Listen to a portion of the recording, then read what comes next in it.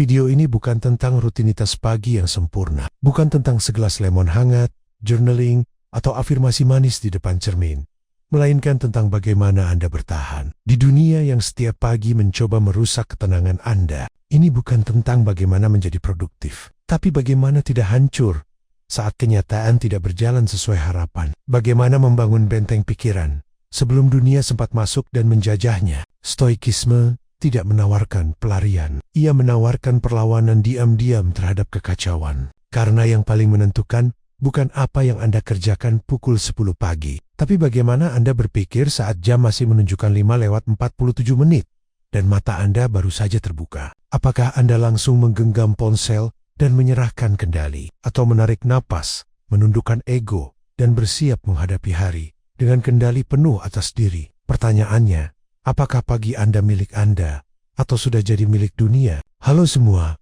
kembali lagi bersama saya di Stoic Street. Sebelum kita masuk ke pembahasan kali ini, pastikan Anda tekan tombol subscribe agar tidak terlewat video lainnya. Terima kasih. Sekarang, mari kita mulai. Pertama, bangun dengan kesadaran bahwa hidup ini bukan milikmu. Saat Anda membuka mata, sadari satu hal ini terlebih dahulu. Hidup ini bukan milik Anda. Tidak ada satupun di dunia ini yang benar-benar berada dalam genggaman Anda, termasuk tubuh, waktu, bahkan orang-orang yang Anda cintai. Marcus Aurelius menulis bahwa setiap pagi bisa saja menjadi yang terakhir. Kalimat itu bukan ancaman, melainkan pembebasan. Ketika Anda sadar bahwa Anda tidak memiliki jaminan untuk hidup lebih lama, Anda pun mulai memperlakukan pagi bukan sebagai rutinitas yang harus diisi, tapi sebagai anugerah yang bisa dijalani. Alih-alih bangkit dengan rasa berat, bangkitlah dengan rasa syukur yang dalam. Karena Anda masih diberi kesempatan untuk berpikir, memilih, dan hidup bijaksana. Sebelum menyentuh apapun, ucapkan dalam hati, hari ini aku akan menjalani hidup seperti seorang tamu yang berterima kasih. Dari titik itu, kontrol bukan lagi obsesi, tapi kesadaran untuk membiarkan hal-hal berjalan sebagaimana mestinya. Kedua, ingat ulang apa yang benar-benar bisa Anda kendalikan. Stoikisme tidak mengajarkan Anda untuk menjadi kebal terhadap dunia, tapi untuk membedakan mana yang bisa Anda kendalikan dan mana yang tidak. Setiap pagi, sebelum Anda tenggelam dalam daftar tugas, tarik napas dalam dan tanyakan, apa saja hal yang benar-benar bisa saya kendalikan hari ini? Jawabannya selalu sama. Sikap Anda, respons Anda, penilaian Anda terhadap hal-hal yang terjadi. Orang lain mungkin akan mempermalukan Anda, cuaca bisa berubah, proyek bisa gagal, tapi Anda tetap bisa memilih untuk tidak hancur bersamanya. Epictetus berkata, jika sesuatu di luar kendalimu membuatmu menderita, maka penderitaan itu bukan karena hal itu, tapi karena penilaianmu terhadapnya. Dengan membedakan apa yang dapat Anda pegang dan yang tidak, Anda berhenti menjadi budak dunia. Anda mulai menjadi manusia merdeka, yang tidak lagi bergantung pada hasil, tapi pada nilai yang Anda tanam dalam proses. Ketiga, latih diri Anda untuk menghadapi hal terburuk. Pagi yang bijaksana tidak dibangun dari harapan palsu bahwa hari akan berjalan mulus, tapi dari kesiapan menghadapi yang terburuk tanpa kehilangan akal.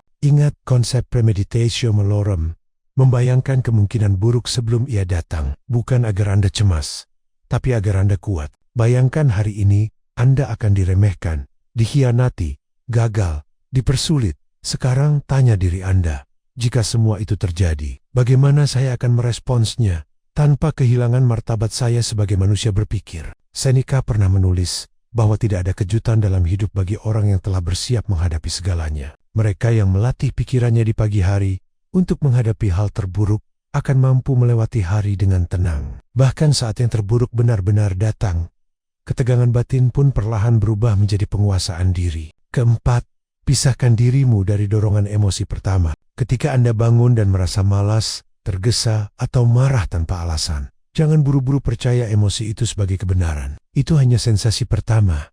Stoik mengajarkan bahwa emosi awal bukan kesalahan, tapi memilih untuk mengikutinya tanpa perlawanan.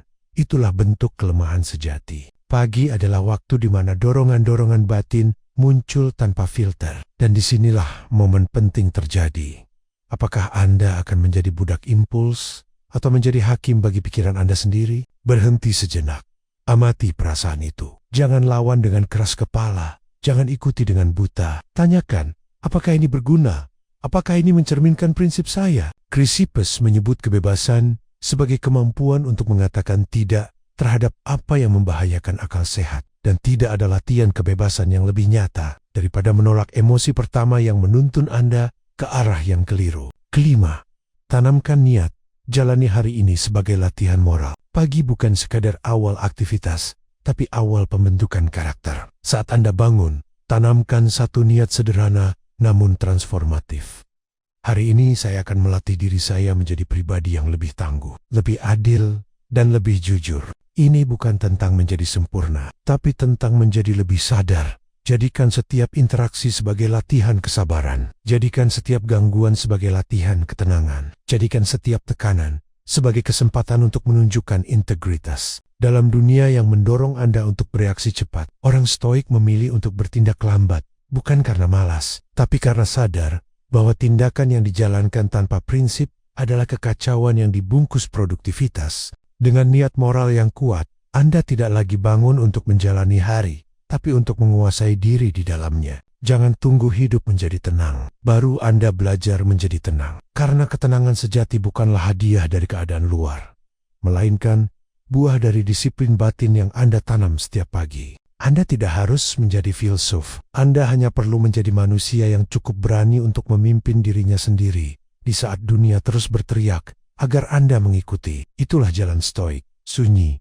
berat, tapi membebaskan. Sekarang, saya ingin Anda jujur. Apa hal pertama yang biasanya Anda pikirkan saat bangun pagi? Tulis di komentar. Dan setelah itu, tonton video selanjutnya yang muncul di layar.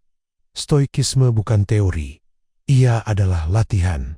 Dan setiap hari adalah kesempatan baru untuk menjadi lebih kuat.